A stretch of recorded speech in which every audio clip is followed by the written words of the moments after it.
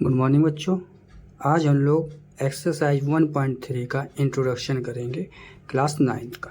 ठीक, real numbers and their decimal expansions. ये जो इंट्रोडक्शन का फर्स्ट टॉपिक क्या है, real number and their decimal expenses.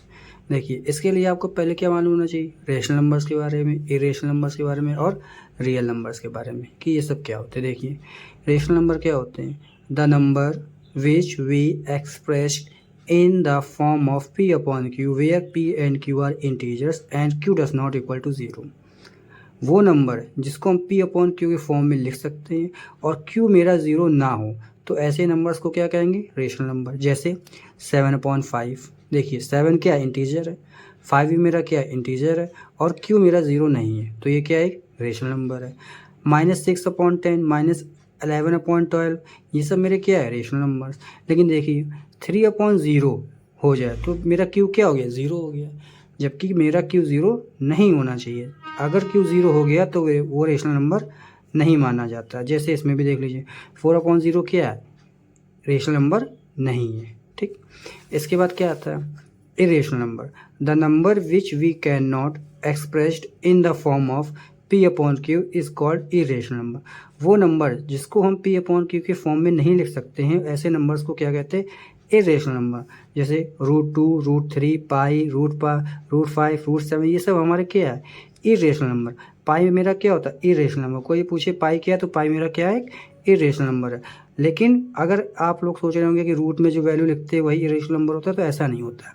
Root में अगर 16 लिखा है तो ये मेरा रेशनल नंबर है, ना कि इरेशनल नंबर, क्योंकि √16 की वैल्यू क्या आएगी, 4 मेरा क्या होता है, रेशनल नंबर। तो रूट में कोई वैल्यू लिखिए तो देखा जाता है कि कहीं सॉल्व तो नहीं हो रही। जैसे √25 ये भी सॉल्व हो जाएगा, क्या आएगा, 5, तो ये क्या है, रेशनल नंबर। ठीक, √2, √3, √5, √7 ये सब सॉल्व नहीं हो सकते हैं, तो ये क्या हो गया, इरेशनल नंबर। ठीक, देखिए real number are the number that include both rational and irrational number. Real number वो होते हैं जिसमें रेशनल, सारे रेशनल और इरेशनल नंबर आते हैं, वो क्या होते हैं, real number.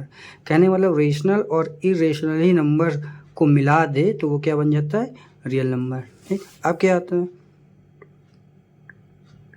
Terminating decimal expansion. अब देखिए इसमें क्या होता है, जब रिमाइंडर 0 आ जाए, मतलब कि अगर मैंने किसी संख्या से किसी संख्या को डिवाइड दिया और वो रिमाइंडर 0 दे दे तो क्या कहलाता है, टर्मिनेटिंग डेसिमल एक्सपेंशन।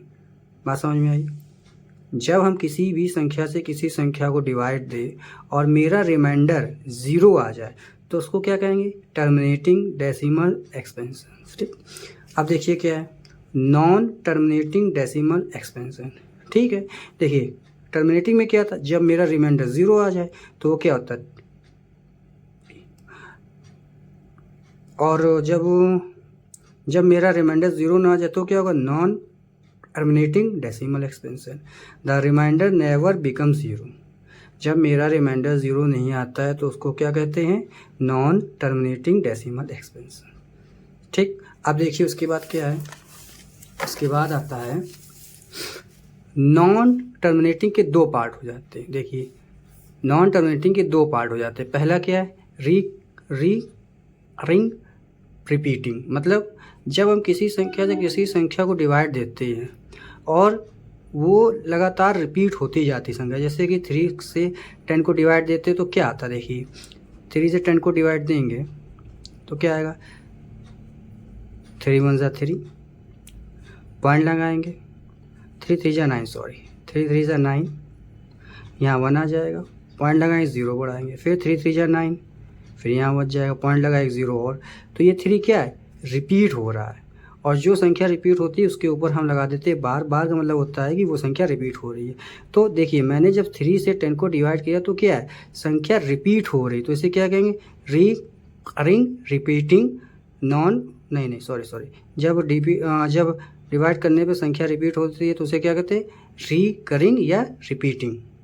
ठीक, जैसे मान लीजिए आपने 20 से किसी संख्या को डिवाइड किया और आपकी वैल्यू क्या आ रही, 1.41414141। देखिए यहाँ क्या हो रहा है, 414141 रिपीट हो रहा है, तो मैंने क्या कर दिया, 41 के ऊपर बार लगा दिया, बार मतलब क्या होता है कि वो संख्या रिपीट हो रही है। ठीक, तो ऐसी संख्या को क्या कहते हैं, रीकरिंग रिपीटिंग। ठीक, अब देखिए नॉन रीकरिंग नॉन रिपीटिंग क्या होता है, जैसे मान लीजिए पाई की वैल्यू क्या होती है 22/7, आप इसको डिवाइड करेंगे तो क्या है, वैल्यू चलती जाएगी नॉन रिकरिंग, मतलब रिपीट नहीं होगी, वैल्यू रिपीट नहीं होगी। नॉन टर्मिनेटिंग मतलब होता है कि मेरा रिमाइंडर ज़ीरो ना आए, ज़ीरो भी तो नहीं आएगा और क्या, वैल्यू रिपीट भी नहीं होगी। जैसे इसमें 3 और 4 1 रिपीट हो रहा है, इसमें वैल्यू रिपीट नहीं होगी, चलता ही चला जाता है। जैसे आपने किसी संख्या b से a को डिवाइड करा तो क्या है आपका 0.20, 200, 200, 2 4/0, तो ये क्या है, देखिए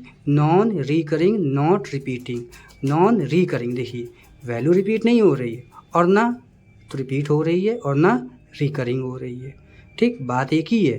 ठीक, इसमें से इसको डिवाइड किया तो क्या आ गया, मान लीजिए 1.31, फिर क्या आया 310, फिर क्या है 3100, 3100, ऐसे चलता गया, तो ये भी क्या है, नॉन रिकरिंग। ठीक, एक बार और देख लीजिए क्या होता है, नॉन टर्मिनेटिंग में क्या होता है, रिमाइंडर ज़ीरो नहीं आता है। अगर ये होता केवल टर्मिनेटिंग तो इसमें क्या होता है, रिमाइंडर ज़ीरो आता है।